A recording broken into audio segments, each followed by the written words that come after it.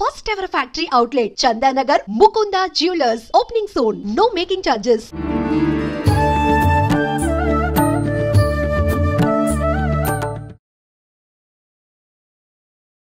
నమస్కారం, welcome to I dream ధర్మ మార్గం విత్ విజిత కార్యక్రమానికి స్వాగతం. ప్రస్తుతం మనతో పాటు ఉన్నారు 109 బాబా సంత్ సదానందగిరి స్వామీజీ. ఇప్పుడు వారితో మాట్లాడి మరిన్ని విషయాలు తెలుసుకుందాం. మనకున్న సందేహాలన్నింటినీ కూడా నివృత్తి చేసుకునే ప్రయత్నం చేద్దాం. హరి ఓం స్వామీజీ. జై గురుదేవ్. స్వామీజీ, సృష్టి అసలు సృష్టి ఎలా ప్రారంభమైంది అంటే మనకిప్పుడున్న దేవుళ్ళందరూ కూడా సృష్టికి మనకు బ్రహ్మ విష్ణు మహేశ్వరుడు వీళ్ళే సృష్టి స్థితి లయకారకులు అంటాము. కానీ వీరికన్నా ముందర మళ్ళీ శక్తి ఉంది అని చెప్పి ఆవిడ ద్వారానే ఈ సృష్టి అంటాము. అసలు ఏంటి ఇది? ఎక్కడో ఏదో ఒక కన్ఫ్యూజన్ అనేది ఎప్పుడు ఉంటూనే ఉంటుంది. దానికి ఒక క్లారిటీ ఇవ్వండి స్వామీజీ. ఔం యస్యాద్విరతవక్రాద్యాః పారిషద్యాః పరస్సతతం విఘ్నం నిఘ్నంతి సతతం విశ్వశ్రేణం తమాశ్రయే. అంబ నవాంబుజోజ్వలకరాంబుజ శారదా చంద్ర చంద్రికాడంబర చారుమూర్తి ప్రకటస్ఫురభూషణరత్నరోచిరాచుంబిత దిగ్విభాగ శృతిసూక్త విభక్త నిజ ప్రభావ భావాడంబర వీధి విస్తృత విహారీ మమ్మెల్లరున్ కృపచూడుము భారతి. జ్ఞానానందమయం దేవం నిర్మల స్ఫటికాకృతిం ఆధారం సర్వ విద్యానాం శ్రీ హయగ్రీవ గురుం ఉపాస్మహే. ఔంకార పంజరసుఖీం ఉపనిషదుద్యానవనకేలికలకంఠీం ఆగమన విపిన మయూరీం అంతర్విభావయే గౌరీ. మా గురుదేవులైనటువంటి మహంత హిమాలయ గిరిజీ మహారాజ్ వారి పాదపద్మంలోని మనసులో స్మరించుకొని ఐ డ్రీమ్ టీవీ వీక్షకులందరికీ శుభములు సదా కలగాలని ఆకాంక్షిస్తూ మాత అడిగిన ప్రశ్న, ఈ సృష్టి ఎలా మొదలైంది? మనకందరికీ సాధారణంగా బ్రహ్మ సృష్టి చేస్తాడు, విష్ణువు ప్రొటెక్ట్ చేస్తాడు, శివుడు లయం చేస్తాడు అని మనం అనుకుంటే ఇంగ్లీష్ వాళ్ళు ఆ ముగ్గురిని కలిపి గాడ్ అని పిలుచుకుంటున్నారు. జనరైజేషన్, ఆర్గనైజేషన్, డిస్ట్రక్షన్, జిఓడి డాగ్ అని. సో ఏదో ఒక రూపులో మన వెనకలో ఒకళ్ళు ఉన్నారు అనేది మానవ సనాతన ధర్మంలో ఒక పాయింట్గా ఉంది. కానీ మన సనాతన భారతీయ ధర్మం ఏం చెప్తుందంటే నిరాకార బ్రహ్మం ఎప్పటికీ నిత్యంగా ఉండేది. నిత్యము కానిదంతా మార్పు చెందుతూ ఉంటుంది. జగత్తు అంటారు, జన్మించి గతించేది అన్న అర్థం, ఆ అర్థంలో వస్తుంది. సో ఈ జగత్తు పుట్టుకలు జరిగిపోతానే ఉంటాయి, మళ్ళీ వస్తానే ఉంటాయి. అదే బ్రహ్మ చేసే పని. మరి బ్రహ్మని ఎవడు పుట్టించాడు అనే పాయింట్ వస్తుంది. అక్కడ వచ్చినప్పుడు మనం చెప్పే ఈ నిరాకార పరబ్రహ్మం నిత్యం సత్యం ఏదైతే ఉందో అది. సత్యము భూతము అనే రెండు పదాలు వాడతాం. భూతం అన్నా సత్యమే, సత్యం అన్నా సత్యమే. మరి సత్యం వద్ద సత్యం బ్రూయాత్, శుభం బ్రూయాత్ రెండు మాటలు అంటాం. ఎందుకంటే వ్యావహారిక నిజం ఒకటి, నిత్యము మారని నిజం ఒకటి. సూర్యుడు తూర్పున ఉదయిస్తున్నాడు, పాక్షిక సత్యం, అది నిజమే. కానీ పూర్తి సూర్యుడు ఎప్పుడూ ఉన్నాడు. మన గురువు తిరగడంతో రాత్రి పగలు మనకు ఏర్పడి ఆయన ఏదో పొరుస్తున్నాడు, అస్తమిస్తున్నాడు అని అనుకుంటాం. కానీ అది తాత్కాలికంగా నిజమే. ప్రతిరోజు సూర్యుడు పుడుతున్నాడు, ప్రతిరోజు సూర్యుడు అస్తమిస్తున్నాడు. దాని వెనకల అసలైన నిత్యం సత్యం అనేది ఏదంటే ఆయన నిత్యము వెలుగొందుతూనే ఉన్నాడు. ఈ గ్రహాలు తిరగడం మూలంగా ఈ మార్పులు జరుగుతుంది. సో అట్లాగానే ఈ మూడు తాత్కాలిక సత్యమైతే దీని వెనకల నిత్య సత్యమైనటువంటి పరబ్రహ్మం ఒకటి ఉంది అని అంటాం. ఏ సృష్టి లేని ఒక కాలమందు ఆయనలో ఒక్క సంకల్పం పుట్టింది. నేను అనేకమగుదును కాక ఏకానేకో హమస్మి అని ఒక్క సంకల్పం అనుకున్నప్పుడు ఈ కోటాను కోట్ల బ్రహ్మాండాలు ఒక్కొక్క బ్రహ్మాండానికి ఒక్కొక్క బ్రహ్మ విష్ణు మహేశ్వరుడుగా తయారైనారు. అటువంటి కోటాను కోట్ల బ్రహ్మాండాలలో ఒక్క బ్రహ్మాండం మనం చెప్పబడే ఇంగ్లీష్ వాడు చెప్పే మిల్కీ వే గెలాక్సీ. ఆ బ్రహ్మాండంలో ఒక సూర్యుడు, ఆ సూర్యుని చుట్టూ నవగ్రహాలు. లివింగ్ పాయింట్ ఏరియా అని చెప్పేసి సైంటిస్టులు చెప్తాడు. సూర్యుడికి భూమికి ఇంత 150 కోట్ల కిలోమీటర్ల డిస్టెన్స్లో ఉన్నప్పుడు మాత్రమే జీవానికి ప్రారంభమని సైన్స్ అంటుంది. కానీ మన వాళ్ళు ప్రతి బ్రహ్మాండంలోనూ ఒక్కొక్క సూర్యుడు అన్నీ ఉన్నాడు. అంటే దేవతలు దేవుళ్ళు కూడా ఒక్కొక్క బ్రహ్మాండానికి ఒక్కొక్కరు, మనం ఎలా అయితే జన్మలు తీసుకుంటామో వాళ్ళ అవతారాలు మళ్ళీ సేమ్ అక్కడ స్వర్గలోకాలు, ఇంద్రలోకాలు, వరుణలోకాలు, అన్ని లోకాలు, అన్ని అన్ని అన్ని అన్ని అన్ని యాజ్ ఇట్ ఈస్. ఇక్కడ ఇప్పుడు మనమిద్దరు ఇక్కడ ఎట్లా ఇంటర్వ్యూ తీసుకుంటున్నామో ఇంకో లోకంలో కూడా అక్కడే ఉన్నాం. ఇప్పుడు స్వామీజీ మనకు యుగాంతం వచ్చి ఒక యుగం అంతమైపోయి ఇంకో యుగంలోకి వెళ్తామంటారు. అప్పుడు కంప్లీట్ గా ఇప్పుడున్నదంతా పోయి కొత్తగా ఇంకొకటి వస్తుంది అని. యుగాంతంలో వచ్చేది తాత్కాలిక ప్రళయము అంటారు. మొత్తం మన పూర్వీకులు కాలాన్ని ఎంత దూరం తీసుకెళ్లారు, కాలాన్ని ఎంత సూక్ష్మ విభజన చేసినారో అర్థం చేసుకుంటే, కాలము అనేది ఎప్పుడు పుట్టింది? కాలము నిరంతర ప్రవాహం. మనమేదో భూతకాలము, వర్తమాన కాలము, భవిష్యత్తు కాలము అనుకుంటున్నాం ఒక లెక్క కోసం.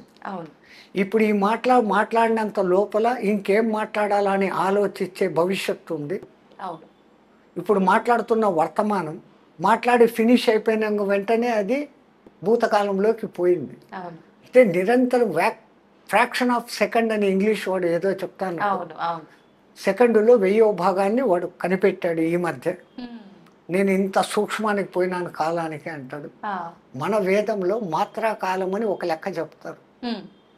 మాత్రాకాలం అంటే కుసుమ కోమల పత్రేషు తీక్షణ సూబ్జబ్జాం షేదయేత్ మాత్రం తన్మాత్ర మాత్రాకాల అంటారు. అంటే కోమలమైన ఒక పుష్పపు రేకుకు సూదిని గుచ్చేదానికి, సూది ప్రవేశానికి పట్టే కాలాన్ని మాత్రాకాలము అన్నారు.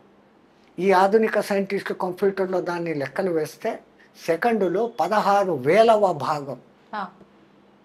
అందుకే ఒకే నక్షత్రంలో ఒకే పాదంలో పుట్టిన మానవుల్లో కూడా తేడాలు వస్తున్నాయంటే గ్రహస్థితులు మారుతూ ఉన్నాయి.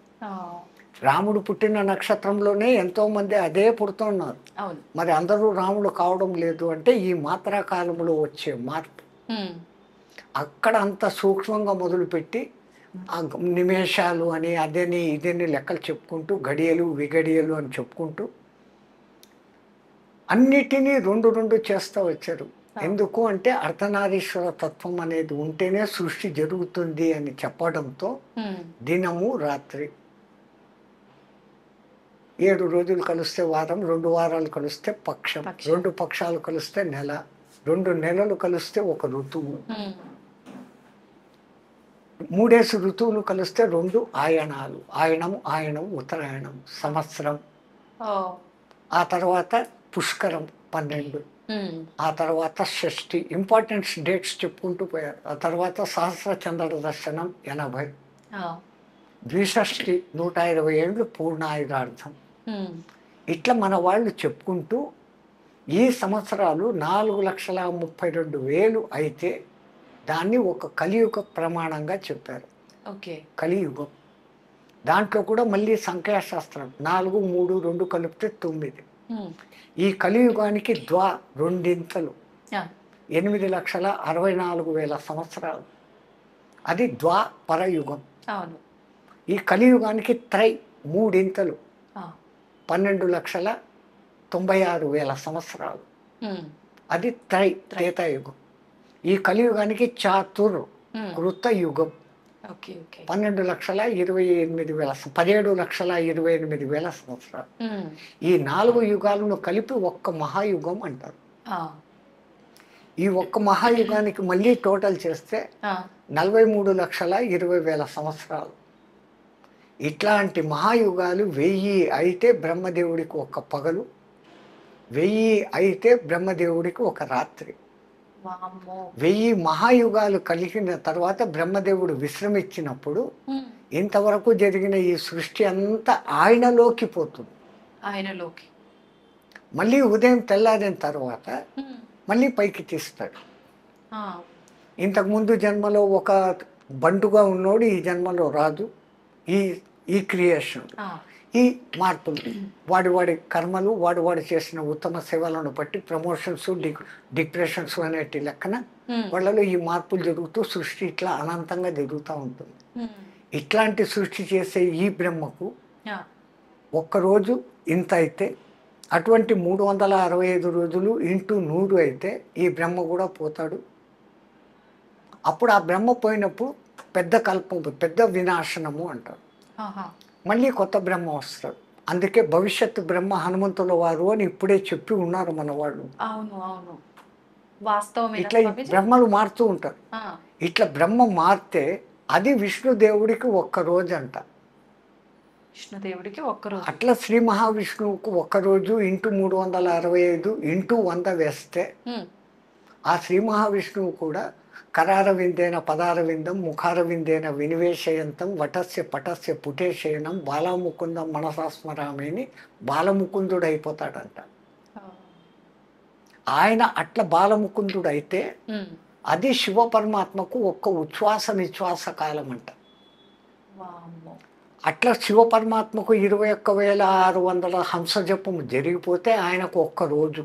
ఉమ్, అటువంటి రోజులు ఇంటూ 365 ఇంటూ 100 అయితే ఆ, ఆయన జగన్మాతలో కలిసిపోతాడంట. ఓ, అట్లా జగన్మాతలో కలిసిపోతే ఆ కాల సమయం ఉమ్, జగన్మాతకు ఒక్క రెప్పపాటు కాలం అంట. ఫ్రాక్షన్ ఆఫ్ మీరు సెకండ్ ఈ ఇంటూలు చేసుకుంటూ పోతే ఏ కంప్యూటర్లో పట్టదు, పట్టదు. కోట్ల పేజీల పుస్తకంలో సున్నాలు పెట్టుకుంటూ పోతే కూడా చేత కాదు. మన పూర్వీకులు ఆ, అనంత కాలాన్ని అట్లా చెప్పారు, సూక్ష్మ కాలాన్ని ఇట్లా చెప్పారు. ఉమ్, ఉమ్, అట్లా నేను ఏకానేకో హమస్మి అనుకున్న ఆ పరబ్రహ్మ ఒక్క లక్ష్యంతో ఈ సృష్టి ఏర్పడింది అని సనాతన ధర్మం వాళ్ళు చెప్తారు. ఈ ఆధునిక సైంటిస్టులు సూర్యుడు పుట్టడము, ఈ గెలాక్సీ పుట్టడము ఇదంతా 198 కోట్ల సంవత్సరాలు వాళ్ళకి వచ్చారు అప్రాక్సిమేట్ లెక్క. వాళ్ళ లెక్క మన లెక్క కరెక్టు అనే దానికి ఉమ్, మనము సంకల్పం చెప్పుకునేటప్పుడు ఆద్య బ్రహ్మ ద్వితీయ పరార్థే అంటాం. ఆ, అంటే ఇప్పుడున్నటువంటి బ్రహ్మ యొక్క 50 ఏళ్ళు నిండిపోయి 51వ బర్త్డే ఫస్ట్ డేట్లో ఉన్నాడు అని. ఉమ్, మరి ఇప్పుడు నేను చెప్పిన లెక్క ప్రకారము ఈ ఇన్ని లక్షల సంవత్సరాలన్నింటినీ కలుపుకుంటూ ఇంటూ 50 సంవత్సరాలు చేస్తే ఆ, అది 203 కోట్ల సంవత్సరాలకు వస్తుంది. అంటే ఈ సైంటిస్టులు చెప్తున్న దానికి అదికి ఒకటే. ఒకటే. ఎక్కడ తేడా అంటే ఉమ్, అంతా ఈ 198 ఏళ్ల క్రితం బిగ్ బ్యాంగ్ జరిగి ఆ, విశ్వం పెరిగినప్పుడు భూమి మీద ఏమీ లేదు, భూమి అగ్నిగోళం లాగా ఉండింది. ఉమ్, చల్లబడేదానికి కొన్ని కోట్ల సంవత్సరాలు అయింది. ఆ తర్వాత ఈ డైనోసారస్ అనేటివి వచ్చాయి, ఉమ్, అవి కూడా అంతరించిపోయినాయి, ఉల్కాపాతాలు జరిగి. ఆ, ఆ తర్వాత మళ్ళా ఎక్కడో నీళ్లలో ఒక చిన్న జీవం వచ్చింది, ఉమ్, అమీబా అనబడేటువంటి మొదటిది. ఆ, తర్వాతే ద్వికణ జీవిగా మారింది, ఏకకణ జీవి ద్వికణ జీవిగా మారింది, అది కూడా నీళ్ళలోనే. ఉమ్, ఇట్లా కణాలు పెరుగుతూ పెరుగుతూ పెరుగుతూ జల జీవాలు ఏర్పడ్డాయి. ఆ జలంలోనే ఉండకుండా మెల్లగా భూమి మీదకి రాను మొదలుపెట్టాయి. ఉమ్, నీళ్ళలోకి వస్తూ భూమిలోకి వస్తూ తిరుగుతూ ఉన్నాయి కొన్ని వేల సంవత్సరాలు. ఆ, మళ్ళీ కొన్ని వేల సంవత్సరాలకు నీళ్లను వదిలేసి భూమి మీదనే నివసిస్తున్నాయి. అవును. ఆ తర్వాత ఈ జంతు లక్షణాలను వదులుకుంటూ మెల్లగా మానవ లక్షణాలకు పుణికి పుచ్చుకున్నాయి. ఉమ్, తర్వాత జంతు లక్షణాలను పూర్తిగా వదిలేసి మానవుడిగా మారినాయి. ఆ, మానవుడు తెలివితేటలు పెంచుకున్నాడు, ఆయుధాలు కనిపెట్టినాడు, రాజ్యాలు ఏర్పాటు చేసుకున్నాడు. ఉమ్, ఆ తర్వాత అతని బ్రెయిన్ పూర్తిగా వికసించి అన్నిటి మీద కమాండ్ తీసుకున్న స్థాయికి వచ్చాడు అని సైంటిస్టులు అంటారు. ఓకే. మన సనాతన ధర్మంలో దశావతారాలు చెప్పారు. ఆ, దశావతారాలలో మొట్టమొదటి చేప, మత్స్యావతారం, అది నీళ్ళల్లో. అవును. రెండవ అవతారం కూర్మావతారం, అది నీళ్ళలోనూ ఉంటుంది, భూమి మీద మీద ఉంటుంది. ఉంటుంది. మూడవది నీళ్లను పూర్తిగా వదిలేసి భూమి మీదనే ఉండేది వరాహ అవతారం. ఆ తర్వాత జంతు లక్షణాలను వదులుకుంటూ మానవ లక్షణాల్లోకి వస్తూ ఉంది నారసింహ అవతారం, జంతువు నుంచి మనిషిగా డెవలప్. అవును. జంతు లక్షణాలు అన్నీ వదిలేసింది ఆ, సూక్ష్మ మానవుడు వామనుడు. అవును. ఈ వామనుడు మెల్లమెల్లగా డెవలప్ అవుతూ ఆయుధాలు కనిపెట్టినాడు, పరశురామ అవతారం. రాజ్యాలు ఏర్పరచుకున్నాడు రామ అవతారం. పూర్ణ మానవుడిగా మారినాడు శ్రీకృష్ణ పరమాత్మ. నవ దశావతారాలకు దీనికి ఇంచుమించు అన్ని దగ్గరే. వాళ్ళ దృక్కోణం వేరే, మన దృక్కోణం వేరే. దృష్టి మారుతుంది కానీ సృష్టిలో మార్పు లేదు. ఆ సృష్టి ఇట్లే జరుగుతూ ఉంటుంది, నాశనం అవుతూ ఉంటుంది, పుడుతూ ఉంటుంది అని మనం అంటాం. ఇది అప్పుడు పుట్టింది ఎప్పుడు పోతుందో అని వీళ్ళు లెక్కలేసి సూర్యుడు ఇంకా కొన్ని కోట్ల సంవత్సరాలకు పోతాడు, బిగ్ స్టార్ అదేమో అయిపోతాడు, పోతుంది అయిపోతుంది అంటాడు. అయిపోతుంది మళ్ళా వస్తూనే ఉంటుంది. ఎందుకంటే ప్రతి గెలాక్సీకి మధ్యలో ఒక బ్లాక్ హోల్ అనేది ఉంది. ఈ గెలాక్సీలు అన్నిటికీ మధ్యలో అనంతమైన చీకటి ఉంది. అందుకే సైంటిస్టులు అంటారు కనపడేదంతా 5%, కనపడనిది అంతా 95% ఉంది అంటారు. దాన్ని బ్లాక్ మ్యాటర్ అంటారు. దాన్ని తెలుగులోకి ట్రాన్స్లేట్ చేస్తే కృష్ణ పదార్థం. కృష్ణ అని అనకూడదు. ఎందుకని అనకూడదు స్వామిజీ? ఇప్పుడు కృషివలుడు అంటారు మీరు, అక్కడ క్రూ అంటారు. అవును అవును. కృపాచార్యుడు క్రూ అంటున్నారు. కృషి చెయ్యండి అంటాం. అక్కడ ఏం వాడుతుంటారు? క్రూ అంటారు. కృతజ్ఞతలు అంటారు. అప్పుడు క్రూ అంటాడు. కృతజ్ఞుడు వాడు అంటాడు. అక్కడ క్రూ వాడతాడు. మా కృష్ణుడి దగ్గరకు వచ్చేసరికి కృష్ణ అంటున్నారు కానీ కృష్ణ అనడం లేదు. వాస్తవానికి కృష్ణ కృష్ణ అన్నప్పుడు మన తృష్ణ తీర్చువాడు కృష్ణుడు. కృష్ అంటే అనంతము. ఆ అనంతాన్ని నం ఇచ్చువాడు కృష్ణ. అందుకే కృష్ణుని మనం ఆరాధించినప్పుడు ఆ పేరునన్నా సరిగ్గా ఉచ్చరిస్తే వాడు మన మాట వింటాడు. ఎంతసేపు కృష్ణ కృష్ణ అంటే నన్ను కాదులే ఎవడో కృష్ణ అని పిలుస్తున్నాడు, నన్ను పిలవడం లేదు అనుకుంటాడు. ఓకే స్వామీజీ, హనుమంతుల వారి విషయానికి వస్తే చాలా ఎక్కువగా ప్రాధాన్యత ఇస్తూ ఉంటారు హనుమంతుల వారికి ప్రతి విషయంలో కూడా. అసలు మామూలుగా రామాయణం విషయం చూసుకుంటే గనక మనకు ముందు నుంచి హనుమంతుల వారు రామాయణంలో ఉన్నట్టుగా మనకు చెప్పబడలేదు. కిష్కింద కాండ నుంచి హనుమంతుల వారు ఉన్నట్టుగా మనకు పురాణాలు చెప్తూ ఉన్నాయి, శాస్త్రాలు చెప్తూ ఉన్నాయి. మరి ఎందుకు ముందు నుంచి లేని ఒక క్యారెక్టర్ కి ఎందుకు అంత ప్రాధాన్యత అనేది నా క్వశ్చన్. ఇది చెప్పాలంటే రామనామ మహిమ ముందు చెప్తే హనుమంతుల వారి గురించి తర్వాత చెప్పుకోవచ్చు. అలాగే 4-5 కథలు వస్తే తప్ప హనుమత్ తత్వం అర్థం కాదు. మొట్టమొదట తెలియాల్సింది రామతత్వం. రామ అనే 2 అక్షరాలు ఎందుకు అంత ఫేమస్ అయింది? ఔంకారం లేని మంత్రము పనికిరాదు అంటారు. ఏ మంత్రానికైనా కానీ ఔంకారం ఉంటుంది. కానీ శ్రీరామచంద్రుడికి ఔంకారం అవసరం లేదు. జానకి రామ సీతారామ అంటామే కానీ ఔం శ్రీరామ అని అనం. శ్రీరామ అంటాం, ఔం రామ అని ఎవరు అనం. ఎందుకంటే ఆ ఏకాక్షరంగా మారుస్తే రామ్ అన్నప్పుడే దాంట్లో ఔం నిగుడీకృతంగా ఉంది. అన్నిటికీ మించి వైష్ణవులందరికీ గొప్ప మంత్రం ఓం నమో నారాయణాయ అష్టాక్షరి మంత్రం. నారాయణాయలో నుంచి రా తీసేసి చదవండి. నా ఆయనాయ, ఆయనాలే లేవు అన్నటువంటి భ్రష్ట మంత్రం వస్తుంది. ఆ మంత్రం చచ్చిపోతుంది. అష్టాక్షరి గొప్ప మంత్రం. ఆ మంత్రంలో ఈ రా అనేది ప్రాణాక్షరం. ఓం నమో నారాయణాయ, నా ఆయనాయ, ఆయనాలే లేవు, విరుద్ధార్థం వచ్చేస్తుంది. ఆ అష్టాక్షరిలో రా ప్రాణాక్షరం, 2వ అక్షరం. దానికి ఉన్న ఆ ప్రాధాన్యత పోయింది ఒక్క అక్షరం తీసేయటం వల్ల. అష్టాక్షరి నాశనం అయిపోయింది. అవును అవును. అట్లాగనే నమ శివాయ, నా మా 2వ అక్షరం నమ శివాయ.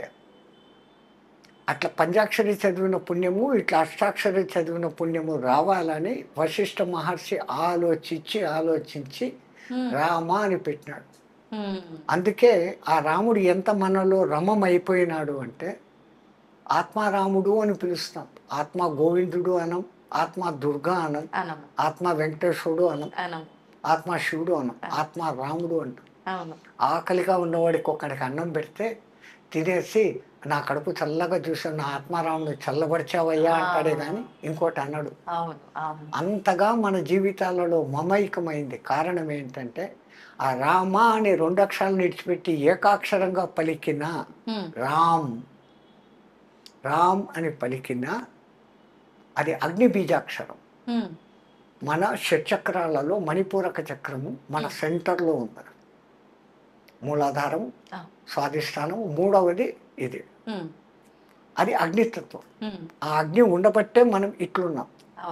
ఆ అగ్నిని కంట్రోల్ చేసేదానికి ఇడా పింగళ అనే సూర్యనాడులు, చంద్రనాడులు మన సమశీతోష్ణ స్థితిని పెడతా ఉంటే మనం ఉన్నాం. ఆ అగ్ని ఎక్కువైనా, టెంపరేచర్ ఎక్కువైతే జై శ్రీరాం, ఆ అగ్ని తక్కువైనా లో టెంపరేచర్ అయితే జై శ్రీరాం. అంతే. ఇన్నిన్ని అర్థాలు పెట్టి ఆ రామమంత్రం పెడితే రోమ రోమములో దాన్ని నింపుకున్నవాడు హనుమంతుడు. ఈ రామ్ రామ్ అని చదువుతుంటే ఆయన బ్రెయిన్లోని 10,000 కోట్ల న్యూరాన్సే కాకుండా శరీరంలోని కణ కణము రామనామాంకితం అయిపోయింది. అందుకని రాముడి కన్నా, రామ బాణం కన్నా రామనామం గొప్పదని నిరూపించిన మహానుభావుడు హనుమంతుడు. ఇంకా చెప్పాలా అంటే విష్ణుమూర్తికి తెలివి ఎక్కువ. బ్రహ్మదేవుడు ఎట్లాంటి వరాలు ఇచ్చినా కానీ ఆ వరాలలో ఉన్న లూపు హోల్ను కనిపెట్టి బ్రహ్మవరాలు దెబ్బ తినకుండానే ఆ రాక్షసుని చంపుతూ ఉంటాడు ఆయన. తెలివి, అంత తెలివి. అందుకే జిష్ణు అంటారు. ఆయన నామావళిలో విష్ణు అన్న పేరు వస్తుంది, జిష్ణు అన్న పేరు వస్తుంది. అంటే హయ్యెస్ట్ ఇంటెలిజెంట్, తెలివి పరుడు, జ్ఞాని అని అర్థం. అటువంటి ఆయనకు మరి రాక్షస సంహారం చేసేటప్పుడు శివశక్తి అవసరమవుతుంది. శివుడికి జ్ఞానం లేదు అనలేం, కానీ బలము అత్యంత గొప్ప బలం. ఎక్కడ అతి శక్తివంతమైన రావణాసురుని లాంటి వాడిని చంపాలా అంటే శివశక్తి తోడ్పడాలి. అంజనాదేవి హనుమంతుని తల్లి తపస్సు చేసింది శివుని గురించి. శివుడు ప్రత్యక్షమయ్యాడు. అమ్మ నీకేం వరం కావాలో కోరుకోను, నీ అంశతో నాకు కొడుకు కావాలా, నీ తేజస్సుతో నాకు కొడుకు కావాలా అని. అంటే ఆయన అన్నాడు, నా తేజస్సును పార్వతీదేవే భరించలేక గంగానదిలో వదిలిపెట్టేస్తే కొన్ని ఏళ్ళు ప్రవాహంలో పోయి శరవణాలకు తగిలి 6 ముక్కలై చల్లబడితే శరవణభవుడు అనే సుబ్రహ్మణ్యుడుగా వచ్చాడు. నా తేజస్సును పార్వతే భరించలేదు, మానవకాంత, అందున నువ్వు వానరకాంత, నువ్వు నా శక్తి ఎక్కడ భరిస్తావు, నేను ఇవ్వను ఈ వరం అంటాడు. ఇస్తే ఈ వరం, లేకుంటే పోండి. ఆయన పైకి వెళ్ళిపోతాడు. అక్కడ ఆలోచిస్తాడు, జగత్ సర్వం దైవాధీనం, తద్దైవం మంత్రాధీనం, తద్మంత్రం సాధకాధీనం, తస్మిన్ కార్యనేవా సాధక సర్వోత్కృష్ట. దేవుడి కన్నా సాధకుడు గొప్పోడు. రమ్మంటే వాడు రావాలి, మంత్రానికి కట్టుబడి. జగత్తంతా ఆయన కంట్రోల్లో ఉంటే ఆయన ఎవరి కంట్రోల్లో ఉన్నాడంటే మంత్రం కంట్రోల్లో ఉంటాడు. ఆ మంత్రం ఎవరి కంట్రోల్లో ఉండంటే సాధన చేసేవాడి కంట్రోల్లో ఉంది. ఇప్పుడు ఎవడు గొప్ప? తో ఆయన అక్కడ పోయి ఆలోచించి, మరి నేను వరం ఇచ్చి తీరాలా, నా శక్తిని ఆమెకి ఇస్తా, భరిస్తుందో చస్తుందో నాకు సంబంధం లేదు. అగ్నిదేవుణ్ణి రమ్మంటాడు. ఆయన వచ్చి, ఇప్పుడు నేను నా కొంచెం తేజస్సును నీ చేతికి ఇస్తాను, తీసుకెళ్ళి అంజనాదేవికి ఇచ్చేయి అంటాడు. తీసుకుంటాడు ఆయన. కైలాసం దాటేంత వరకు అగ్నిదేవుడికి ఏం కాలే. కైలాసం దాటి కాలు బయట పెట్టగానే అగ్నిదేవుడే మండిపోను మొదలు పెట్టాడు ఆ శివ తేజస్సు. మనిషికి ఆపద వస్తే బంధువుల దగ్గరికి పోడు, స్నేహితుల దగ్గరికి పోతాడు. బంధువుల దగ్గరికి పోతే ఆ బంధువులు ఏమంటారు, అప్పుడు అంతా ఎగిరావు, ఇప్పుడు పోగొట్టుకొని మా దగ్గరికి వచ్చావు, కష్టం వస్తే మేమా అని ఎగతాళి చేస్తాడు. అదే స్నేహితుడైతే సాయమన్నా చేస్తాడు, స్వాంతన మాటలన్నా చెప్తాడు, కానీ గేలి చేయడు. అగ్నిదేవునికి స్నేహితుడు గాలి, వాయువు. ఎక్కడ వాళ్ళిద్దరు జంట పదం. మంటలు ఎక్కడైనా మండినాయంటే గాలి వస్తే మంటలు ఇంకా ప్రేరేపిస్తాయి. ఆక్సిజన్, మంట మండాలా అంటే హైడ్రోజన్, దానికి పక్కన ఆక్సిజన్ ఉండాలి. హైడ్రోజన్ అగ్నిదేవుడు అయితే పక్కన ఉండేవాడు వాయుదేవుడు వీడు. తో ఆయన తలుచుకుంటాడు, ఏం నీ సమస్య అంటాడు. ఆ శివుడు నాకు ఈ డ్యూటీ పెట్టాడు, నేను ఆంజనా దగ్గరికి పోయేంత లోపల నేను భస్మం అయిపోతాను, నన్ను కాపాడు అంటాడు. ఆ తేజస్సు నా చేతికి అని హిమవత్ పర్వత సానువులలో బర్రు బర్రు బర్రు అని తిరుగుతాడు. ఆ హిమాలయాల శీతలానికి ఆ శివతత్వ తేజస్సు శక్తి ఉష్ణత తగ్గుతుంది. ఆ తగ్గినప్పుడు అంజనాదేవి ఎప్పుడు ఇస్తావు శివ అని కూర్చొని ఉంది. వాయుదేవుడు తెచ్చి ఇదమ్మా అని వేసాడు. ఎందుకని మనం వాయుపుత్రుడు అంటున్నాం. వెనకల కారణము ఆమె కోరిక శివుడు. శివుడు ఆ విధంగా హనుమంతుడుగా ఎందుకు పుట్టాల్సి వచ్చిందంటే దానికి ఇంకో కథ ఉంది. రామాయణంలో ఈ కథలు రావు. అవును అవును, అన్ని పురాణాలు చదివితే తప్ప రామాయణం అర్థం కాదు. అందుకే వ్యాసుల వారికి రామాయణం ఎంత ఇష్టము అంటే రామాయణం వినా పురాణం పూర్ణం కాదు అని రాసేశాడు. ప్రతి పురాణంలోనూ రామాయణ కథ ఉంటుంది. పురాణానికి కొన్ని లక్షణాలు ఉంటాయి. మన్వంతరము అది ఇది అనేసి 6 లక్షణాలు ఉంటే దాని పురాణం. 7వ ముఖ్య లక్షణం ఏంటంటే రామాయణ కథ లేకుండా పురాణం పూర్తి కాదు అని. నవం ఎప్పుడు కొత్తగా ఉండేది అని పురాణాలకు పేరు. మొదట 18, దానికి ఉప పురాణాలు 18, ఔపప పురాణాలు 18, 54 పురాణాలు ఉన్నాయి. ఏ పురాణం అన్నా చదవండి, దాంట్లో రామకథ ఉంటుంది. ఈ చిన్న చిన్న కథలు అక్కడ వస్తాయి. ఈ అంతా సమగ్రంగా చదివితే తప్ప రామాయణం అర్థం కాదు. ఒకానొక సమయంలో ఒక రాక్షసుడు శుంభాసురుడు అనేవాడు ఎవరో, ఆడు కూడా తపస్సు చేసి చిరంజీవత్వం పొందాల. కానీ ఈ బ్రహ్మ చిరంజీవత్వం ఈడు.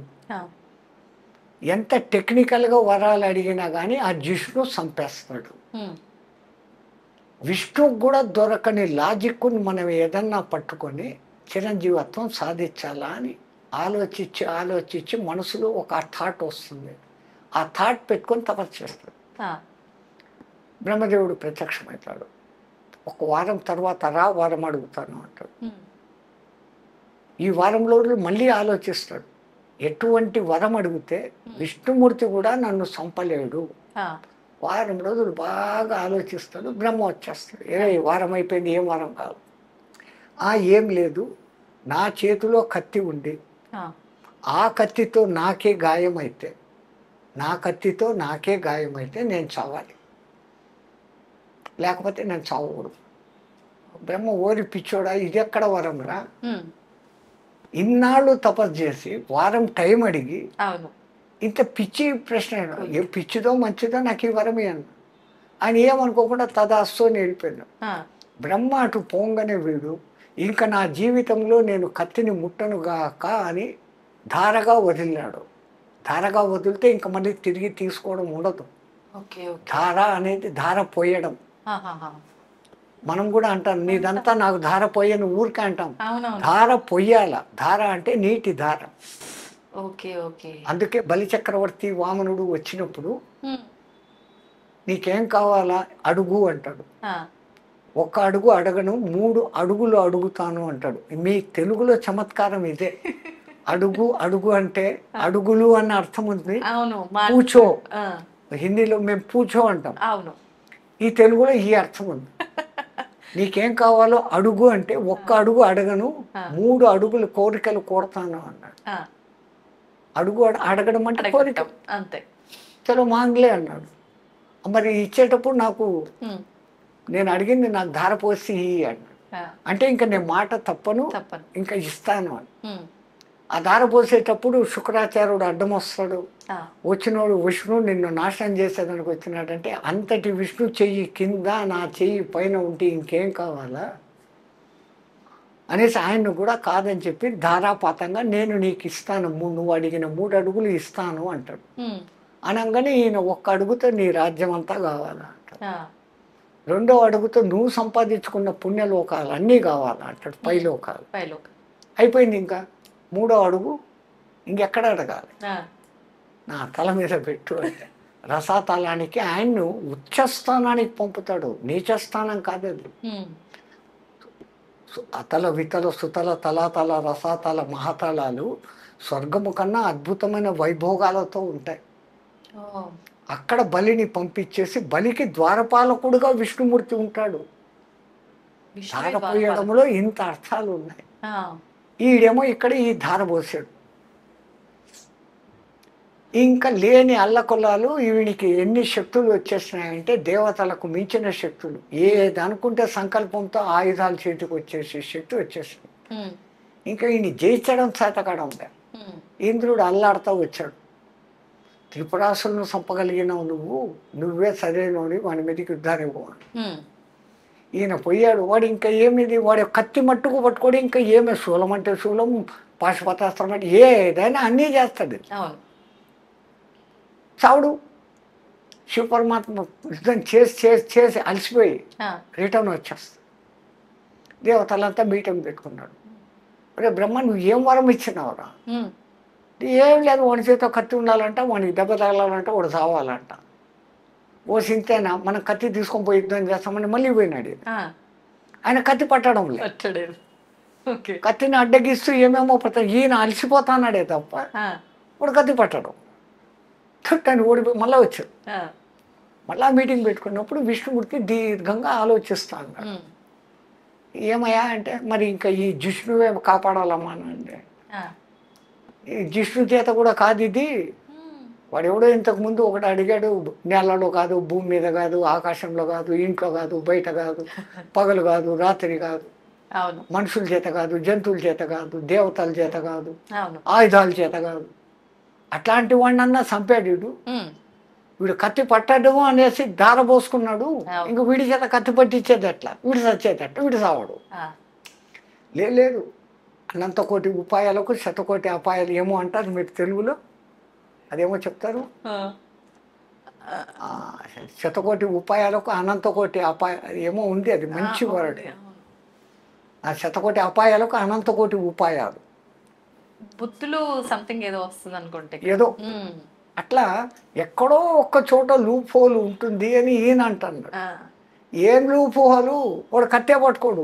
ఇంకెక్కడ లూప్ హోలు అని ఈయన. అవును. నువ్వు సంపలేవు అని ఆయన.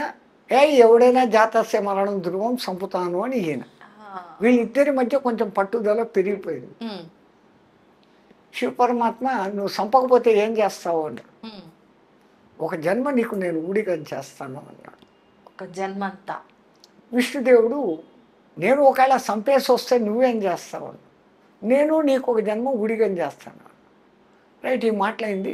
విష్ణుమూర్తికి ఒక ఐడియా ఫ్లాష్ అయింది. ఉమ్, ఆయన పోయాడు యుద్ధానికి. కొన్ని రోజులు కావలసి కల్లా ఆ ఆయుధాలతో ఈ ఆయుధాలతో ఉమ్, వాని రహస్యం తెలిసినా యుద్ధం చేసినాడు. ఆ, చేసి ఒరే అలసిపోయినా అన్నాడు. మధుకైటబులను చంపేటప్పుడు ఏ తెలివి వాడినాడో ఆ తెలివి వాడినాడు. ఆ, మధుకైటబులతో కూడా యుద్ధం చేసి, మీరు ఇంత పరాక్రమవంతులుగా సచ్చేటట్లు లేరు, మీకు వరం ఇస్తాను అన్నాడు. ఉమ్, వాళ్ళు అహంకారంతో, మాకు నువ్వేం వరం ఇచ్చేది, మేమే నీకు వరం ఇస్తాం, కోరుకో అన్నాడు. ఆ, మాట తప్పదు కదా అన్నాడు. తప్పము అన్నాడు. అట్లయితే నేను కోరుకునే వరం నా చేత మీరు సావండి అన్నాడు. వాళ్ళు అదే ఇరుక్కున్నామే ఆ, అని అక్కడ కూడా తప్పించుకునేదానికి నీళ్లు లేని చోట మమ్మల్ని సంపు అన్నాడు. అప్పుడంతా జలార్ణవం. ఆహా, అప్పుడు విష్ణుమూర్తి తన ఊరువులను విపరీతంగా పెంచుతాడు. ఆ, ఇప్పుడు ఈ ఊరువుల మీద నీళ్లు లేవు, వీళ్ళకి రండి అంటాడు. వాడు వచ్చి తలకాయలు ఇస్తాడు, చంపేస్తాడు. విష్ణుమూర్తిని అందుకే జిష్ణు అంటారు. వాడు ఎంత ఇంటెలిజెంట్, ఇంకోటి లేడు. లాయర్లకు సూపర్ లాయర్. తో అలసిపోయినాను, కూర్చొని మాట్లాడుకుంటాం రా. అవురా, నేను ఏ ఆయుధం చెప్తే ఆయుధం తీసేస్తాడో, ఎక్కడి నుంచి వచ్చిందంటే నా శక్తి నాకుంది లేదు. ఉమ్, అయినా అన్ని ఆయుధాలు వాడినా కానీ నా దగ్గర ఉన్న అస్సలు మెయిన్ ఆయుధాలు వాళ్ళే ఇంతవరకు అన్నాడు. ఇంకా ఏముండేది నీ దగ్గర? ఉమ్, ఇది సుదర్శన చక్రం 1000 అంచులు ఉండేది అన్న. ఇది మహాసుదర్శనం అని వాడు 10,000 అంచుల సుదర్శనం బయటికి తీసినాడు. ఆ, తు అనేసి దాన్ని అక్కడ పక్కన పెట్టి టెక్నిక్. అదే. మళ్ళీ ఇది పాంచజన్యము. ఈ శంకు ధ్వని వింటేనే ఎంతో దూరం పోతారా. ఇది మహాశంఖం అని చెప్పి వాడు ఇంత పెద్ద శంఖం తీసినాడు. ఉమ్, పోటా పోటీగా. ఇది కౌమోదికం రా అన్నాడు. వాడు వెంటనే ఇది మహాకౌమోదికం అని ఇంత పెద్ద గద తీసినాడు. వీడు లైన్లో పడుతున్నాడు అనుకొని ఇది షార్జరం అనే ధనుస్సురా అన్నాడు. ఆ, ఇది మహాశార్జరము అన్నాడు. వాడు ఇంకా లైన్లో పడిపోయినాడు. ఇది నందకమురా అన్నాడు. అనగానే చూడు ఇది మహానందకం అనేది కూడా పెద్ద కత్తి పట్టుకుంది. అయిపోయి ఈ కత్తి ఇట్లా పట్టుకోగానే విష్ణుమూర్తి ఇక్కడ వచ్చి ఎగిరాడు. చిన్న ఘాటు పడింది. వాని చేతిలో కత్తి, వానికి చిన్న ఘాటు, చచ్చాడు. అందరూ విష్ణుమూర్తికి జై అంటే శివపరమాత్మ నవ్వుకుంటూ కూర్చోండి. వీళ్ళకు భవిష్యత్తు తెలుసు, ఇదంతా జరిగే నాటకం. అంతే. ఆ విష్ణుమూర్తి వచ్చి ఏమయ్యా నేను చంపాను, మరి ఏం చేస్తావు అని. నువ్వు రామావతారం ఎత్తు, నేను హనుమంతుడే వస్తాను అన్నాడు. అంజన కోరుకోవడం, అక్కడ రావడం, ఇక్కడ ఇది ఆ యుద్ధము, ఎన్నిటి మూల కారణంగా ఆంజనేయ స్వామి మనకు వచ్చాడు. అందుకే పంచముఖ ఆంజనేయ స్వామిని చూపించేటప్పుడు విష్ణు శక్తులన్నీ దాంట్లో ఉంటాయి. 5 ముఖాల్లో ఏది మొదటిది, భూమిని పైకెత్తాలంటే ఎంత శక్తి కావాలా? వరాహ శక్తి, ఒక ముఖం ఆంజనేయుడు. రెండవది హిరణ్యకశిపుడు లాంటి రాక్షసుని చంపాలా అంటే నృసింహ శక్తి, రెండవ ముఖం. హయగ్రీవుడు లాంటి రాక్షసుని హయగ్రీవుడు లాగానే చంపాల కాబట్టి అక్కడ అమ్మవారి నాటకమే. ఆ హయగ్రీవుడు అనే రాక్షసుడు వాడు ఎట్లాంటి వరం అడిగినాడంటే కేవలం సేమ్ నాలాగా ఉండేవాడి చేతిలోనే నేను చావాలి. వాడి తలకాయ గుర్రం ముఖం, హయగ్రీవుడు. హయం అంటే గుర్రం, గ్రీవం అంటే మేడ, హయగ్రీవం. మరి ఇంకో హయగ్రీవం ఏడుంది? అందరూ ఓడిపోయినారు. విష్ణుమూర్తి కూడా యుద్ధం చేసి అలసిపోయి బాణం కింద తల పెట్టుకొని అలసిపోయి పడుకున్నాడు. ఆయన పడుకున్నాడు, నిద్రపోతున్నాడు. యుద్ధం చేసి చంపుతాడు అంటే నిద్రపోతున్నాడు, నిద్ర లేపాల. ఆయన నిద్ర లేపితే కోపగించుకుంటాడేమో, తెలివిగా లేపుతాము అని బ్రహ్మదేవుని పిలిచి వాడిని ఎట్లా ఒకట్లా లేపు. ఆయన విల్లు పట్టుకుని ఉన్నాడు కదా, ఆ నారిని కట్ చేస్తే విల్లు ఇట్లా ఉంటుంది. నారి ఉన్నప్పుడు బెండ్ బలంగా ఉండి ఉంటుంది. ఆ విల్లు తెంపేస్తే ఇట్లా ఉంటుంది కదా, ఆయనకు మెలకు వస్తుంది. మళ్ళీ యుద్ధం చేస్తాడు. బ్రహ్మదేవ ఆ విల్లుని కొరికే అంట, నారిని కొరికే అంట. అంటే అంతవరకు బ్రహ్మ సృష్టించని ఉమ్రీ పురుగులు అనబడేటువంటి చెదలను పుట్టిస్తాడు. ఆ చెదలకు చెప్తాడు పోయి నారిని కట్ చేయండి. ఆయన్ను కట్ చేస్తే మాకేం లాభము అని అయ్యి యజ్ఞంలో మీకు కూడా భాగం ఇస్తాము అన్నాడు. ఆ మాట విని అయిపోయినాయి.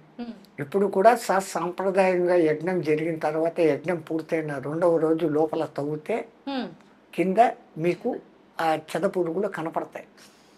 ఆ పరుగులు కనపడినాయి అంటే మీ యజ్ఞం సక్రమంగా చేసినట్టు. యజ్ఞం అంటే మామూలు విషయం కాదమ్మా.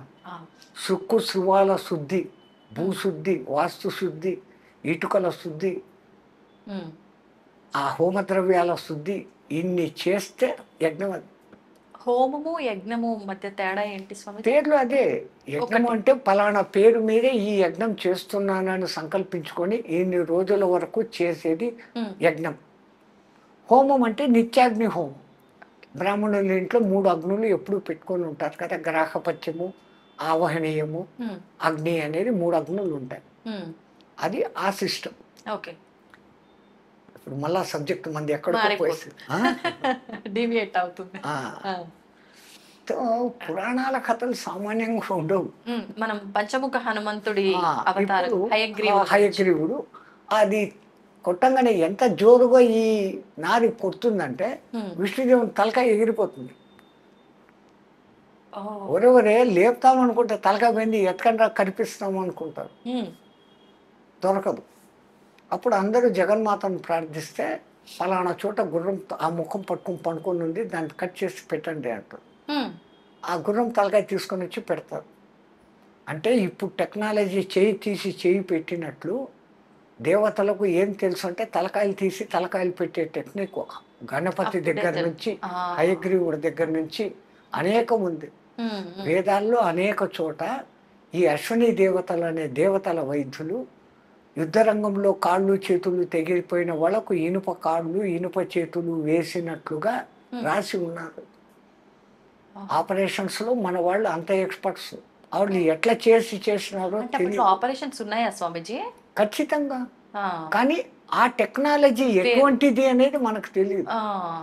మూర్ఖులు అడుగుతారు, ఏనుగు తల ఇంత ఉంటుంది, మనిషి మెడ ఇంత ఉంటుంది, ఎట్లా కలిపినారు అని అంటారు. మొన్న ఎవడో ఒక సైంటిస్టు ఒక తలను తీసి ఇంకో మనిషి తలను పెట్టాలా అని ప్రయోగం చేస్తున్నాడు అని పేపర్లో పడింది. అది సక్సెస్ అయిందో లేదో తెలియదు. వాళ్ళ టెక్నాలజీ వేరే, అవును మన టెక్నాలజీ అంతా టెస్ట్ ట్యూబ్ బేబీల వరకే వచ్చింది. అంతే. జైగోటుగా ఇక్కడ తయారు చేసి దాన్ని మళ్ళీ తల్లి గర్భంలోనే పెడుతున్నారు. అవును అవును కానీ తల్లి గర్భం అవసరం లేకుండా కౌరవులను ఆయిల కుండలలో పుట్టించాడు. అవును అవును దశరథుడు చనిపోతే భరతుడు వచ్చేంత వరకు శవం పాడు కాకుండా తైల భాండంలో పెట్టి రక్షించినారు అని రాసి ఉంది. శవాన్ని ఎన్ని రోజులైనా భద్రపరిచే టెక్నాలజీలు వాళ్ళ దగ్గర ఉన్నాయి. ఇప్పుడేమో ఐస్ బాక్సులు, మీకు మిషన్లు కనపడుతున్నాయి. వాళ్ళ టెక్నిక్లు వేరే. వాళ్ళు అంటే మెదడు బుర్రకు పని మళ్ళీ పెట్టి ఇప్పుడు ఎప్పుడైతే హయగ్రీవ తల వచ్చిందో వాడి కోరిక ప్రకారం నాలాంటి వాడి చేతిలో సవాలని చచ్చాడు. అంటే విష్ణుమూర్తికి అక్కడ ఆ హయగ్రీవ తల వచ్చేదానికి అమ్మవారి అనుగ్రహము శివశక్తి.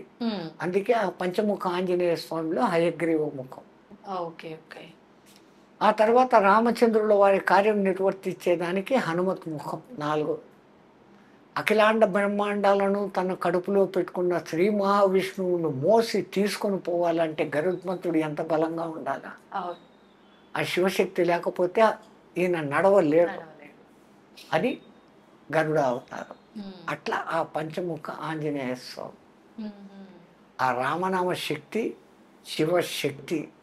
అందుకే హనుమతే రుద్రాత్మకాయ హూంఫట్, రుద్రుని ఆత్మను కాయముగా ధరించిన ఓ హనుమంతుడా నా సర్వారిష్టాలను దూరం చెయ్యి అనేసి ఆయన మంత్రాలలో ఒక పేరు. అట్లాగనే ఆయనకు సుందరుడు అని అసలైన పేరు. అంజనాదేవి ఆయనకు పెట్టిన పేరు సుందరుడు. సుందరుడు. ఆయనకున్న అనేక పేర్లలో కృష్ణ అనే పేరు కూడా ఉంది. హనుమంతుడు కృష్ణ అనేది 3 4 మాత్రమే ఉంది, 5 మందికి మాత్రమే ఉంది. 5 కృష్ణులు ఉన్నారా? మహాభారత యుద్ధంలో భగవద్గీత జరిగినప్పుడు ఒకసారి ఒక డిబేట్లో ఎక్కడో నాకు గీత అంత తెలుసు, నాకే గీత ఇంత తెలుసు, అది ఇది అనేసి ఆ ఇంగ్లీష్లో చదివిన వాళ్ళు అంటారు. గీతను బాగా అబ్జర్వ్ చేస్తున్నారు. ఆ భారతం అంతా చదివినారంటే భారతం మొత్తం చదివాను, గీత మొత్తం చదివాను.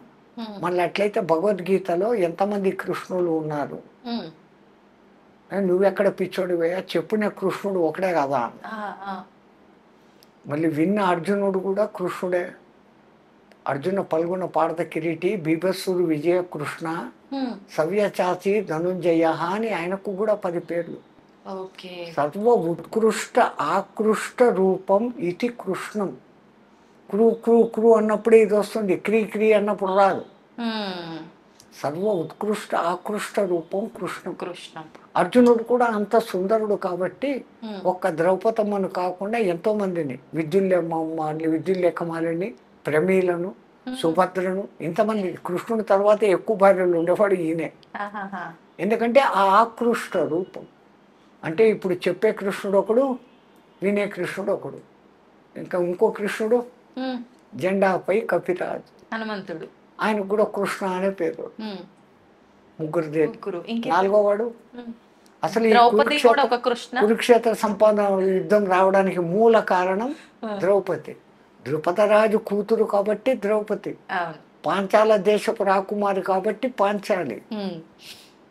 కానీ యజ్ఞ సంభవ యజ్ఞ వేదికలో నుంచి బయటకు వచ్చినప్పుడు అగ్నిదేవుడు ఆమెకు పెట్టిన పేరు ఈమె కృష్ణ అన్నాడు. అది 4. ఇంకొకరు 5వవాడు రాసిన వ్యాసుడు. వ్యాసుడు అసలు పేరు కాదు, కృష్ణ ద్వైపాయనుడు. పరాశరుడు సత్యవతినితో పోయి ఇది మంచి ముహూర్తము, ఈ సమయంలో ఈ గర్భధానం చేస్తే పుట్టాల్సిన వాడు పుడతాడు అని కనుక్కొని పరాశర మహర్షి అంటే, అయ్యా నేను కన్యను, ఇది పగలు, ఆ పక్క ఈ పక్క వాళ్ళు చూస్తా అన్నారు అంటే ఆయన అప్పటికప్పుడు తన తపోశక్తితో చీకటిని పుట్టిస్తాడు. కృష్ణ ద్వైపాయనం, 2 ఒడ్డుల మధ్య పుట్టినవాడు కృష్ణ ద్వైపాయనుడు. ఆయన పూనుకొని వేదాలను, ఏకంగా ఉన్న వేదాన్ని 4గా వ్యాసము విభజించాడు, వ్యాప్తం చేశాడు. కాబట్టి వ్యాసుడు వ్యాసుడు వ్యాసుడు అంటాం. అసలు పేరు కృష్ణద్వైపాయన. కృష్ణద్వైపాయన. 5 మంది కృష్ణులు. మనం రామాయణం నుంచి భారతానికి వచ్చాము. ఇప్పుడు హనుమంతుల వారు గురించి మాట్లాడుతున్నాం కాబట్టి స్వామీజీ, హనుమంతుల వారి జననం కూడా 2 సార్లు జరిగిందా? ఒకసారి మూర్ఛిల్లి పడిపోవటము ఏదో జరిగింది అని చెప్పి, మళ్ళీ అప్పుడు ఆయన మూర్ఛిల్లితే బయటకు వస్తే రెండో జననం కాదు. జరిగింది ఏంటంటే సూర్యుని పండు అనుకుని పైకి ఎగిరినప్పుడు ఇంద్రుడు వజ్రాయుధం వేశాడు. వజ్రాయుధం దెబ్బకు ఎవరైనా సస్తారు. కానీ ఇంద్రుడు వజ్రాయుధం వేయడంలో ఎందుకు కారణం అంటే ఈయన కారణ జన్ముడు. ఈయన హనుమలు బాగుంటే వేదాన్ని బాగా పలకగలడు. భవిష్యత్తులో ఈడు సూర్యుని దగ్గర విద్య నేర్చుకోవాలి. వేద మంత్రాలు చదవాలంటే హనుమలు బాగుండాల. హనుమలు అంటే దవడలు. ఈ దవడలు బాగుండాలంటే దానికి ఆ పలుకు రావాల. ఆ పలుకు వచ్చేదానికి ఆ దవడలు బలిష్టమయ్యేదానికి కొట్టాడు ఆయన. దానికి ఆయన మూర్ఛిల్లి కింద పడిపోయాడు. ఒక విధంగా అందరూ చచ్చిపోయినారు అనుకున్నాడు. గాలిదేవుడు కొంచెం బాధపడ్డాడు. నా మూలంగా వచ్చిన శివశక్తి ఇట్ట పడిపోయింది, నేను వీచను అంటే గాలి ఒక్క క్షణం వీచకపోతే జయశ్రీరామ్ అంతే. అప్పుడు ఒక్కొక్క దేవత ఒక్కొక్క వరం ఇస్తూ వీడిని నా బ్రహ్మాస్త్రం కూడా ఏమి చేయదు అని బ్రహ్మ, నా మారుణాస్త్రం ఏం చేయదని ఆయన, నా యమపాశం పనిచేయదని ఈయన, ఇట్లాంటి వరాలన్నీ ఇస్తున్నారు. ఆ గాయం మూలంగా దవడలు ఉబ్బడంతో ఆయన ముఖము కొంచెం ఇదే అయింది. రెండవది వానరులు అంటే కోతులు కావు, వాళ్ళమున్న నరులు, నరులు. 32 వెనుపూసలు 33 వెనుపూసలు ఉన్న మనమే ఈ యోగంతో కుండలిని యోగంతో జ్ఞానులం అవుతా ఉంటే వాళ్లకు తోకలో 32 ఇంకా ఎక్స్ట్రా ఉండేటివి. 64 చతుషష్ఠి 66 ఆ వెన్నుపూసలతో వాళ్ళు ఎంత శక్తిమంతులుగా ఉంటారు. అది ఒక జాతి ఒక కాలంలో ఉండేది, రామాయణ కాలం. ఆ జాతి అంతరించింది. కోతులు అని మనం అనుకుంటాం. మరి కోతుల నుంచి వచ్చి ఉంటే హనుమంతులు ఆ రాజ్యం ఏంటే ఇప్పుడు అన్ని కోతులు ఉన్నాయి, ఇన్ని రకాల కోతులు ఉన్నాయి, ఒకటి ఇంతవరకు మారలేదు. ఆ కోతుల నుంచి మనిషి వచ్చినాడు అంటున్నారు. మరి కోతులుగానే ఉన్నాయి. అవన్నీ మారి మనుషులుగా అవ్వాలిగా మరి నిజంగానే మీరు అన్నట్టు. ఇంత కాలంలో ఏ చింపాంజీను ఏ గొరిల్లాను కొద్దిగా మార్పులు అయ్యి మనిషిలాగా కావడం లేదు. స్వామీజీ, శివుడి గురించి ఇందాక మీరు కైలాసం దాటిన తర్వాత అగ్నిదేవుడు దాటని వరకు ఏమవ్వలేదు, దాటిన తర్వాతే మార్పు జరిగింది అన్నారు కదా. అంటే నిజంగా శివుడు కైలాసంలో ఉంటాడా? కైలాసం అనేది నిజంగా ఉందా? ఇప్పుడు మన కళ్ళకు కనపడేటివి గ్రహ నక్షత్ర తారాల వరకే. స్వర్గలోకము, ఇంద్రలోకము, వరుణలోకము, వాయులోకము, ఇవన్నీ లోకాలు ఉన్నాయి. ఒక్కొక్క దేవతకు ఒక్కొక్క లోకము. యక్షలోకము, కిన్నరలోకము, కింపురుషలోకము, సిద్ధలోకము, సాధ్యలోకము, చానూరలోకము, ఇన్ని రకాల లోకాలు ఉన్నాయి. అవి ఏంటి అంటే ఒక మానవుడు మామూలు స్థాయి నుంచి సాధన బాగా చేస్తే మానవ గంధర్వ పొజిషన్లోకి వస్తాడు. అంటే మంచి సంగీత కళలు, మీ ఆంధ్రాలో ఘంటసాల, మా హిందీలో మహమ్మద్ రఫీ, మన్నాడే, ఇట్లాంటి వాళ్ళు మానవ గంధర్వులు. ఇంకా ఉత్కృష్ట స్థానానికి పోతే గంధర్వులు అనే గంధర్వలోకంలోకి చేరతారు. ఇంకా శక్తులు సంపాదించుకుంటే యక్షలోకానికి పోతారు. కిన్నెర, కింపురుష లోకాలు, సిద్ధ, సాధ్య, చాణూర గణాలు అనే లోకాలు. అంటే ఈ మానవులలో సాధనా శక్తి పెరిగే కొద్దీ వచ్చే లోకాలు. ఇవన్నీ అయిపోతే ఇంకా పూర్ణత పోస్తే దేవతలు, ఏది అడిగినా ఇచ్చేదానికి సిద్ధంగా ఉండేవాళ్ళు అనబడే దేవతలు. కానీ వీళ్ళందరికీ కూడా ఆయు ప్రమాణాలు ఉన్నాయి. నిరంతరము ఉండేది ఆ పరబ్రహ్మం ఒకటి తప్ప ఇవన్నీ మారిపోతానే ఉంటాయి. అంతటి వాడు కాబట్టే హనుమంతుల వారు సంజీవని పర్వతాన్ని తీసుకొని వచ్చి లక్ష్మణుని బతికిచ్చారు. సీతమ్మ ఉంది అన్న శుభవార్త చెప్పి రాముడిని బతికిచ్చారు. అవును. ఇంతటి గొప్పది ఉన్నా ఆయన దగ్గర వినయత ఉంది. రామ పట్టాభిషేకం జరిగినప్పుడు జాంబవంతుడు అంటాడు, ఈరోజు ఈ నయనానందకరమైన దృశ్యం చూస్తున్నామంటే హనుమాన్ నువ్వే కారణం. శతయోజన విస్తీర్ణ సాగరాన్ని దాటావు, వచ్చేసావు, ఇచ్చేసావు అంటే అబ్బాయి నా గొప్పతనం ఏం లేదండి, మరి నువ్వు లేదంటావు, ఎట్లా రా దాటావు నువ్వు 1000 యోజనాలంటే? రాములు వారు ఉంగరం ఇచ్చారు కదా, ఆ శక్తితో పోయినాను. మళ్ళీ రిటర్న్ ఎట్లా వచ్చినావురా? అమ్మవారు చూడమని ఇచ్చినారు కదా, ఆ శక్తితో వచ్చినారు. నాది ఏమీ లేదు. మనమైతే ఎంత అహంకరిస్తాము. ఇంత ఉంటే అంత చేసి చెప్పు. రాముడి దగ్గరికి రాగానే నేను ఎగిరి ఆడిపోయినా, లంకిని అడ్డం వచ్చింది, దారిలో మైనాకుడు అడ్డం వచ్చినాడు, డామ్ డూమ్ ఇన్ని కథలు చెప్పాను. అవునవును. లంక అంతా కాల్చేసిన, రావణుడి కొడుకు అక్షకుమారుని చంపిన, ఇన్ని చెప్తాడు. ఆయన రాగానే రాముడు అక్కడ కనపడంగానే కనుగొంటిని జానకి మాత అశోకవనంబున్నాను. ఆయనకు ఆ శుభవార్త చేర్చాలా అంతే. సీతను చూసావారా, ఎట్లా చూసావు, ఎట్లా పోయినావు నువ్వు అంటే, అదా పోతా ఉంటే మైనాకుడు అడ్డు వచ్చింది. అందుకే రామాయణం అంతా 24,000 చిన్నదైతే సుందరకాండ అనేది అంత ప్రాశస్తమైనది. మా ఉత్తర భారతదేశంలోని తులసీదాసు ఆ మహానుభావుని రామచరిత మానసం అని రాసే దాంట్లో ఈ హనుమాన్ చాలీసా రాశాడు. ఎంత ప్రసిద్ధమైపోయిందంటే అంత ప్రసిద్ధమైపోయింది. అంతటి వినయగుణ సంపన్నుడు. అలా సుందరకాండ మరి ఎందుకు ఏం చేసినా సుందరకాండ పారాయణం చెంది తప్పులు పోతాయంటే, సుందరకాండలో ఉన్న అంతర్గత రహస్యాన్ని మనం తెలుసుకోవాలి. బాహ్యానికి సుందరకాండ చిన్నది. హనుమంతుల వారు ఈ దిక్కు నుంచి ఎగిరారు, ఆ దిక్కు పోయారు, సీతను చూశారు, లంకలు కలిసి వెనకొచ్చారు, అయిపోయింది. తర్వాత యుద్ధకాండ. మరి ఎందుకు అంత ప్రాశస్తం అంటే, ఒక సాధకుడు, ఒక మానవుడు, ఇవి అన్ని కథలు అక్కడ ఉన్నాయి. సీత అనబడే జీవుడు మరీచుడు అనే మాయలో పడితే, ఆ పేరే మరీచిక. మరీచిక అంటే ఎండమావి. సంస్కృతంలో మరీచిక అంటే ఎండమావి. ఎండమావి ఏముంటుంది, ఆ ఎడారుల్లో నీళ్లు ఉన్నట్లు కనపడుతుంది. నీళ్లు ఉండవుగా. చూడండి రామాయణంలో ఆ పేర్లు ఎంత భద్రంగా పెట్టినారో. మరీచిక అనే మారీచుడు మాయలో సీత అనే జీవుడు పడితే రాముడు అనే దేవుడికి దూరం అయిపోతాడు. మరి దూరమైన జీవుణ్ణి మళ్ళీ రాముడితో కలపాలంటే ఒక ఉత్తమ గురువు ఉండాలి. ఉత్తమ గురువుగా ఉండాలంటే ఉత్తమ గురువు లక్షణాలు ఉండాలి.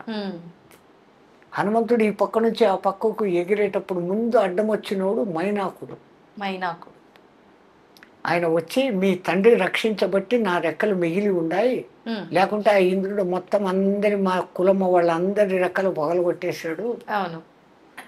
అదే రెండవది, రఘువంశంలో పూర్వీకుడైనటువంటి సగరుని పేరు మీద సాగరం అని వచ్చి, ఈ లోపల నేను ఉన్నాను, రామకార్యం మీద పోతాండవు, నా ఆతిథ్యం తీసుకుని పోయి పండ్లు తినిపో అంటాడు. నేను రామకార్యం మీద రామ బాణంలాగా పోతా ఉన్నాను, నీ ఆతిథ్యానికి థ్యాంక్స్ అన్నాడే కానీ మనలాగా సాధకులకు ముందు ఆటంకము తిండి. తిండి మీద నియంత్రణ సాధించాలి ఒక సాధకుడు అనే దానికి అర్థం. రెండవది, ఇంకా ముందుకు పోతూ ఉంటే తాను ఉన్నత ప్రయాణం చేస్తా అంటే లౌకికాలు మనిషిని ఎప్పుడో ఒకసారి కిందికి లాగుతూ ఉంటాయి. అదే ఆమె సిమిక, ఛాయాగ్రాహి రాక్షసి అని అంటారు. అంటే మనము ఉన్నత పదంలో పోయేటప్పుడు ఇంకా కొంచెం లౌకికాలు లాగుతూ ఉంటాయి. ఆ లౌకికాలను కూడా ధ్వంసం చేస్తే తప్ప నువ్వు ముందుకు పోలేవు అనే దానికి ఆ సింహను చంపాడు. ఆడదేని చూడలే, సింహికను చంపేశాడు. మళ్ళా దాటుకొని ముందుకు పోతే లంకిని సురస వస్తుంది. అంటే అక్కడ మన బుద్ధిని ఎప్పుడు ఎక్కడ వాడాలా, how to do, what to do, when to do తెలుసుకొని ఉండాలి. ఆమె నాకు బ్రహ్మదేవుడు వరం ఇచ్చినాడు, ఎవరు ఇక్కడ పోయినా కానీ నాలో మునిగిపోవాలా అని చెప్పింది. ఆయన ఇంత అయినాడు, ఆమె ఇంత అయింది. అక్కడ సడన్గా ఇంత అయిపోయి నోట్లోకి పోయి, అమ్మ నువ్వు అన్నట్టుగా నీలో పడి వచ్చాను అంటే ఎక్కడ తెలివి ఉపయోగించాలో, ఎక్కడ బలం ఉపయోగించాలో అక్కడ గురువుకు ఉండాల్సిన లక్షణం. అది కూడా అయినాక లంకలోకి దిగినాడు, దిగిన వెంటనే లోపలికి పోలే, టైం సెన్స్ ఎప్పుడు ప్రవేశించాల. అందుకని లంకిని వచ్చేంత వరకు ఉండి లంకిని మతం అణచి ఆ తర్వాత లోపలికి పోయినాడు. ఇక్కడ విచిత్రం వాల్మీకి రాశాడు, ఆయన పిల్లి అంత ఆకారం దాల్చిపోయినాడంట. పిల్లి అంత మార్జాల మాత్రే రూపేణ అంటాడు. ఆ, పిల్లి అంత అయ్యి, పిల్లి కన్నా ఇంకా చిన్నది ఎలక, అవును. దానికన్నా దోమ, ఈగ, చీమ, ఈ రూపాలు కాకుండా పిల్లిగా ఎందుకు పోయినాడు? ఎందుకని? మనకు మర్కట కిషోర న్యాయము, మార్జాల కిషోర న్యాయము అని ఉంటుంది. కోతి పిల్లను ఇట్లా అంటుంది, అవును. ఆ పిల్ల అంటుకుంటుంది. ఈ కోతి ఏమో చెట్టు కొమ్మల మీద నుంచి గోడల మీద నుంచి గోడలకు ఎగురుతూ ఉంటుంది. బిడ్డ ఉందా లేదా చూసుకోదు, పట్టించుకో. నువ్వు పట్టుకో, నాకు సంబంధం లేదు అంటూ. అది అవును. మర్కట కిషోర న్యాయం. ఓకే. కానీ మార్జాల కిషోర న్యాయం, ఏ కూరలతో ఎలకను చంపేయగలిగిన శక్తి కలిగిన పిల్లి ఆ తన చిన్న కూనలను ఆ మెడ మీద పట్టుకొని గాయం కాకుండా క్షేమంగా ఇంకో చోటికి మారుస్తుంది. అవును స్వామి. సో అక్కడ ఆ బిడ్డ నేను ఫుల్ సేఫ్, నాదేం లేదు, అంతా నీదే అనే సమర్పణ భావం ఉంది. రామా నేను నీ సేవకుణ్ణి అన్నటువంటి సమయస్ఫూర్తిని చూపించేదానికి వాల్మీకి ఆ వరుడు వాడినాడు. అంటే ఇప్పుడు ఈయన పూర్ణుడు అయినాడు. అవును. ఒకటి ఆకలిని జయించాడు, రెండవది లౌకికాలను జయించాడు, తెలివి ఎప్పుడు ఎక్కడెత్త వాడాలనో వాడగలుగుతా అన్నాడు, అవును. అవును. ఏ సమయానికి ఏం పని చేయాలనే సమయ సెన్స్లో ఉన్నాడు. ఇంత అద్భుత గుణాలు కలిగి ఉన్నా కానీ పైవానికి శరణాగతిగా ఉన్నాడు. ఇంత ఉండబట్టి గురువు తత్వాన్ని పొంది అవును. అంతవరకు భ్రమలో ఉన్న సీత దగ్గర అనబడే జీవుని దగ్గరికి వెళ్ళి, ఓరి జీవుడా ఆ మాయలో నుంచి బయటికి రా, రాముడు ఉన్నాడు, నిన్ను నేను కలుపుతాను అని స్వాంతని ఇచ్చినాడు. అందుకే అంటాడు, సీతమ్మ వచ్చే నా ఈపు మీదకి పైకి అని. ఆమె నేను పరపురుషుని తట్టను అంటున్నాను. దానికి ముందు రావణాసుడు నిన్ను జుట్టు తొడ పట్టుకొని తీసుకుని పోయినాడు. అప్పుడు నేను భయం విహ్వాలను, నాకేం జరుగుతుందో నాకు తెలియదు. ఇప్పుడు తెలిసి నీ మీద ఎక్కను. ఒకవేళ ఎక్కినాను, తీసుకుని పోయేటప్పుడు మళ్ళీ ఈ రాక్షసులు మధ్యలో వస్తాయి, నన్ను రక్షిస్తావా వాళ్ళతో యుద్ధం చేస్తావా, ఇవన్నీ అడగడాలు. అవును. అవును. నిజానికి ఆమె వాడిని పుత్రునిగా అనుకుంది. ఈయన పిచ్చి పని చేసి లంకనంతా కాల్చేసి, ఏదో ఇంత చేసి సీతను కనిపెట్టి లంక అంతా కాల్చేసిన, సీత కూడా చచ్చిపోయింది. ఆమె సీత ఉన్న చోట అగ్ని ఏం చేస్తుంది? సీతే స్వయం అగ్ని, సీత మండదు. అందుకని ఆమె అక్కడ ఉన్నాక, ఇంత చేసినావు నీకు చిరంజీవత్వం వచ్చు కాక, అష్టసిద్ధి నవనిధికే దాత ఐసవర దీన జానకి మాత. జానకి మాత ఆయనకు అష్టసిద్ధులను కలిగింపజేసింది. సుందరకాండలో ఇంతటి పరమాద్భుత రహస్యం ఉండబట్టి రాముడి కన్నా రామశక్తి గొప్పది అని ఆ హనుమంతుడు నిరూపించిన కారణం చేత ప్రతి రామాలయంలోనూ పూజలు అందుకుంటాడు. అవును. ఆయనకు అంటూ విశేషమైన ఆలయాలు ఉంటాయి. ప్రతి ప్రథమంగా రామదర్శనం కాదు చేసుకోవాల్సింది. హనుమాన్ గడి అనేటువంటి ఆ కొండ మీద ఉన్న హనుమంతుడిని ముందు దర్శనం చేసుకోవాలి. అయోధ్య వెళ్తే, తిరుపతి వెళితే ఎట్లాగైతే మీరు వరాహస్వామి దర్శనం చేసుకునే పోతారు, అయోధ్యకు పోతే ఇప్పుడు బాలరాముడి కన్నా ముందు పోయి చూడాల్సింది ఆయన. ఆ హనుమంతుడిని చూసి ఆయన అనుగ్రహంతో అయ్యా రాముల వారి దగ్గరికి పోతానని పోవాలి. నాకు తెలిసిన రామాయణ విశేషాలు.